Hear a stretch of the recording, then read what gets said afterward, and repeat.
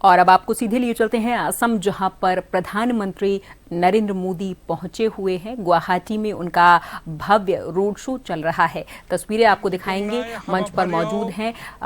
Road show complete हो चुका है और अब मंच पर मौजूद हैं प्रधानमंत्री।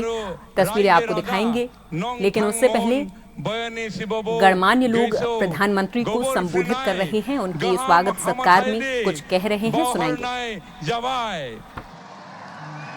অসম চৰকাৰৰ সাংস্কৃতিক পৰিক্ৰমা বিভাগৰ দ্বাৰা সৰুসজাৰে অৰ্জুন ভোগেশ্বৰ বৰুৱা ক্ৰীড়া প্ৰকল্পত আয়োজিত বাগৰুম্বা নৃত্যৰ ঐতিহাসিক বৃহৎ সমূহীয়া প্ৰদৰ্শন বাগৰুম্বা দোহো অনুষ্ঠানত উপস্থিত আমাৰ আটাইৰে শ্ৰদ্ধাৰ আমাৰ দেশৰ যশস্বী প্ৰধানমন্ত্ৰী নৰেন্দ্ৰ মোদী ডাঙৰীয়াক আমি সকলোৱে স্বাগতম জনাইছোঁ। এটা বৃহৎ হাত চাপৰিৰে সকলোকে আদৰণি জনাবলৈ অনুৰোধ জনাইছোঁ।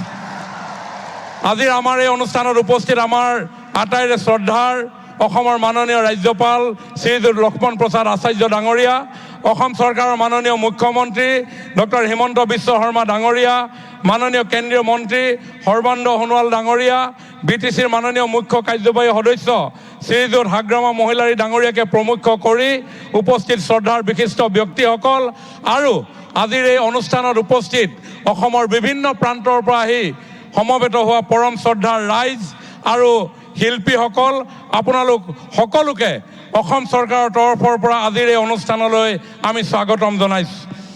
মাননীয় মুখ্যমন্ত্ৰী ডক্টৰ হিমন্ত বিশ্ব শৰ্মা ডাঙৰীয়াই অসমৰ লোক বৰ্ণাঢ্য সংস্কৃতিৰ বৈভৱসমূহৰ সংৰক্ষণ, সংবৰ্ধন, প্ৰচাৰ আৰু প্ৰসাৰৰ জৰিয়তে বিশ্ব মঞ্চত প্ৰতিষ্ঠা কৰাৰ লক্ষ্যৰে এনেধৰণৰ অনুষ্ঠান আয়োজন কৰি আহিছে।